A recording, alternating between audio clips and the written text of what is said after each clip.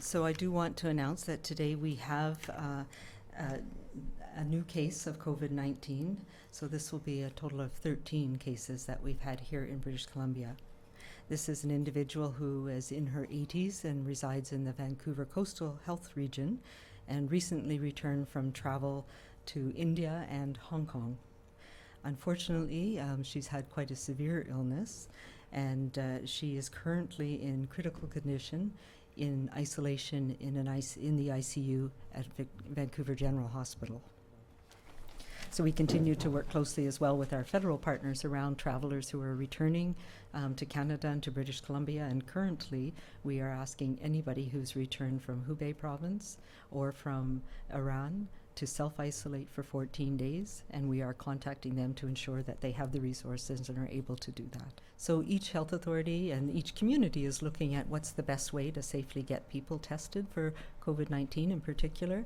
And what we've seen an increase since we had the case from Iran in particular. So there are different things being done in different communities, and some are looking at setting up a separate assessment center. We're not at the point yet where we need a lot of those. It's not that much testing. Most of it is being done in the community. Some of it is being done by public health. Some of it is being done by family physicians. And we do really want, for people who have mild illness, we don't want to burden the emergency department. So we've been working with 811 so that they can identify where people can go in the clinic or in the community to be tested for this. So far that's working in most places, but we are planning with each of the health authorities in each community to ramp up how we might do that should we have more cases. A couple of companion animals have been positive in China, and I believe one of them was Hong Kong. What we don't know is they can clearly get it from humans, some animals, but whether they can transmit it to others, it's not clear.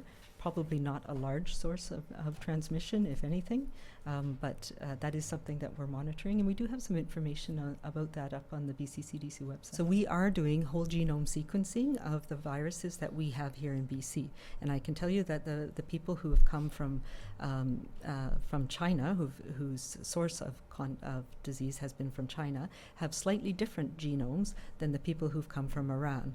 And that tells us that it probably was circulating in Iran for some time. So this is what we call an RNA virus. So it has a single strand, unlike us with DNA that has two strands. So it doesn't have a double checking mechanism. So every time it replicates, it can have errors, spelling errors between the codes in the genetic code. And so the number of errors or the changes in the genetic code gives us a sense of how long it's been circulating in the community.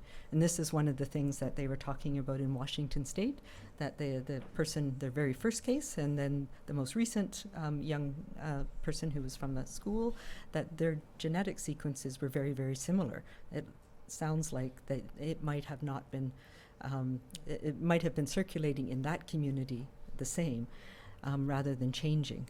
So what we do know is that we are mapping the genomes that we have sequenced here in BC against the new phylogenetic tree. So that's a funny diagram that shows you how closely related everything is. And it's they're not able to tell by what's been published where we actually fit yet. But scientists at the BC CDC are working on this, and it's certainly of great interest whether there's a difference between the strains that we're seeing infecting people that were infected from strains that came from Wuhan versus other parts of China, and whether there's a difference in how severe the illness is depending on whether you were infected with the strain from Iran or the strains from China. So it's one of those really interesting scientific questions that's got our genomic scientists really excited.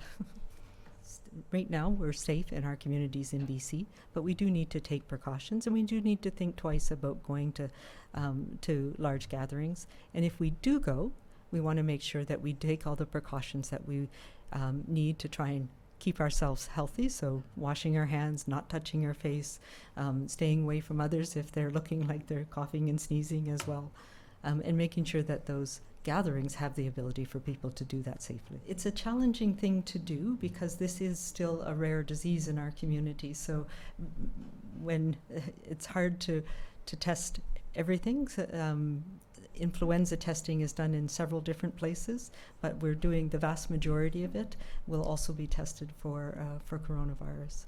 So the best we can do is we're still working with the scientists, particularly at BC CDC, to see if we can come up with a more coherent strategy to get broader reach in the community. But this is our first step for the surveillance, yes.